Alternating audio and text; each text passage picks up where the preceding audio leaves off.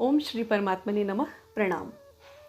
इस भाग में श्रीमद् भगवद गीता के अध्याय 2 के श्लोक 25 से 53 तक का अक्षरशः वर्णन करने का प्रयास किया गया है।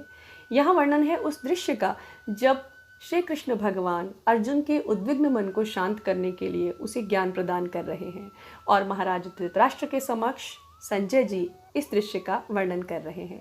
तो यहाँ श्री कृष्ण भगवान कहते हैं, यह आत्मा अव्यक्त है, यह आत्मा अचिंत्य है, विकार रहित कहा जाता है। इसलिए हे अर्जुन, इस आत्मा को उपयुक्त प्रकार से जानकर तू शोक करने के योग्य नहीं है, तुझे शोक करना उचित नहीं है।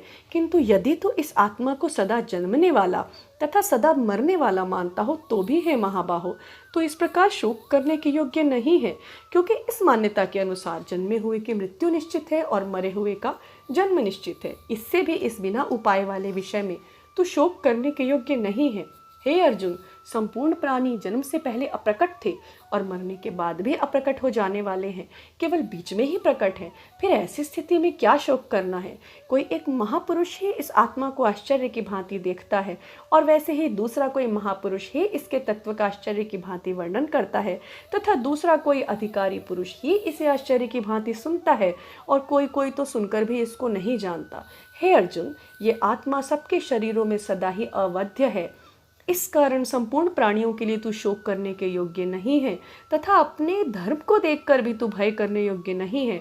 अर्थात तुझे भय नहीं करना चाहिए, क्योंकि क्षत्रिय के लिए धर्म युक्त युद्ध से बढ़कर दूसरा कोई कल्याणकारी कर्तव्य नहीं है।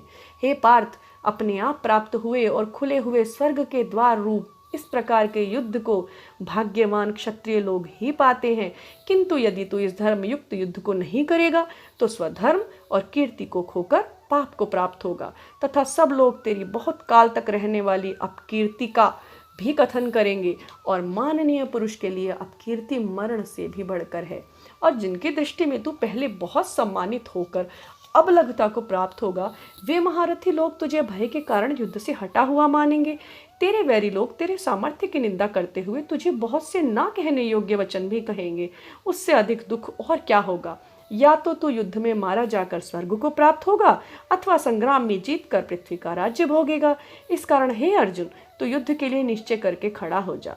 जय पराजय, लाभ हानि, सुख दुख को समान समझकर उसके बाद युद्ध के लिए तैयार हो जा। इस प्रकार युद्ध करने से तू पाप को नहीं प्राप्त होगा। हे पार्थ, यह बुद्धि तेरे लिए ज्ञान योग के विषय में कही गई और अब तू इसको कर्म योग के विषय में सुन। जिस बुद्धि से युक्त हुआ तू कर्मों के बंधन को भली भांति त्याग देगा, अर्थात सर्वथा नष्ट कर डालेगा। इस कर्म योग में आरंभ का अर्थात बीज का नाश नहीं है और उल्टा फल रूप दोष भी नहीं है, बल्कि इस कर्म योग रूप का धर्म का थोड़ा सा भी साधन जन्म मृत्यु रूप महान भय से रक्षा कर लेता है। हे अर्जुन, इस कर्म योग में निश्चयात्मिका बुद्धि एक ही होती है, किंतु अस्थिर विचार वाले विवेकहीन सकाम मनुष्यों की बुद्धियां निश्चय ही बहुत भेदों वाली और अनंत होती हैं। हे अर्जुन, जो भोगों में तन्मय हो रहे हैं, जो कर्म फल के प्रशंसक वेद वाक्यों में ही प्रीति रखते हैं, जिनकी बुद्धि में स्वर्ग ही परम प्राप्य वस्तु है और जो स्वर्ग से बढ़कर दूसरी कोई वस्तु ही नहीं है, ऐसा कहने वाले हैं, वे अविवेकी जन इस प्रकार की जिस पुष्पित अर्थात दिखाऊ शोभायुक्त वाणी को कहा करते हैं, जो कि जन्म रूप कर्मफल देने वाली एवं भोग तथा ऐश्वर्य की प्राप्ति के लिए नाना प्रकार की बहुत सी क्रियाओं का वर्णन करने वाली है, उस वाणी द्वारा जिनका चित्त हर लिया गया है, जो भोग और ऐश्वर्य में अत्यंत आसक्त है, उन पुरुषों की परमात्मा में निश्चयात्मिका बुद्धि नहीं होती।